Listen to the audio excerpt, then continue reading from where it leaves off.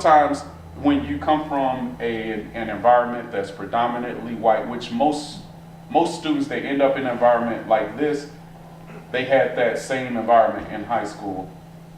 But when you come to this environment, how do you find other people like you? Where do the people of color hang out on campus? It's definitely not easy. We're 7% is sometimes like you see another black person, like you get hyped just like see another black person. And then like Martha was talking about with STEM fields, like you'll look around the class and just to see you. Just people that aren't like you. So yeah, so on campus, black people hang out in a lot of different areas, but we have Du Bois College House, which is it was a college house founded for African American students to reside there. That's a community that we have. And then we also have Maku, which is the Black Cultural Center on campus. That's located more centrally on campus. So a lot of students go in there. And then this is kind of like the engineering wall. So like engineering building. This might be the fine arts building. Yeah, this is the fine arts building. But like this is all engineering. Engineers probably study until, they study 24/7. Like admissions is, and then there's classes in there as well. I think this is like one of the oldest buildings on campus.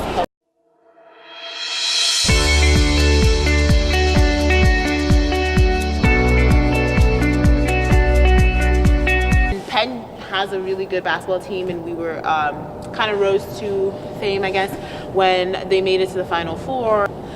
My favorite game memory is actually not here. It's at Princeton when we like won against them by like 1 or something like that. And then these are like all the Ivy League championships, Up there are the 5 schools in Philly, right? So they all compete in the Big Five tournament.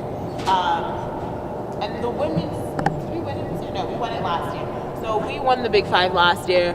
I think Villanova won it this year. So every year we play against those 5 teams, and then there's like it's supposed to represent kind of like who is the reigning basketball team in all of Philadelphia.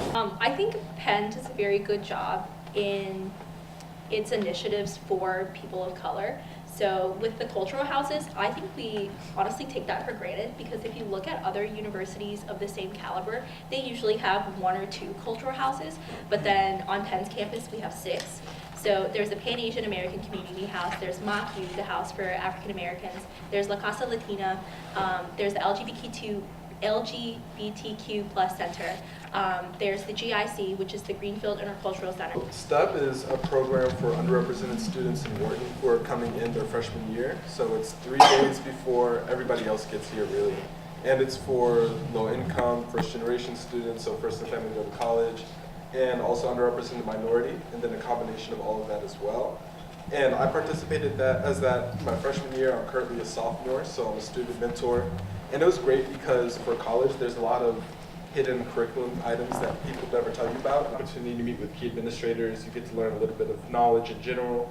And then otherwise, you just build up a community. And STEP was important for me because it was my first community that I made at college. So when I heard about the Minority Ivy League College Tour, I was really encouraged because Leela's vision is really my story.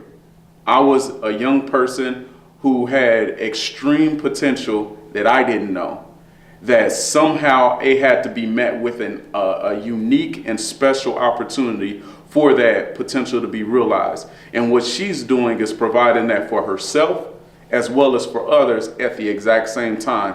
So our trip so far has been great because I've seen how the youth on the trip began to visualize themselves in these settings where not only do you not get the opportunity to visualize yourself in these settings, you don't even know what they look like. You don't even know what it feels like to walk on campus. So just that experiential opportunity that the youth on this trip are given is something that I believe in totally and something that I support totally. And I encourage anyone else who has the opportunity to support a vision like this, even if they don't go to an Ivy League school, even if that's not their journey or not their path, they can say, I know what it's about. And I made the conscious decision to go a different direction as opposed to I only went the only direction that I could see. And so I really appreciate her working so hard in this vision and those who have joined alongside of her to bring this vision to life,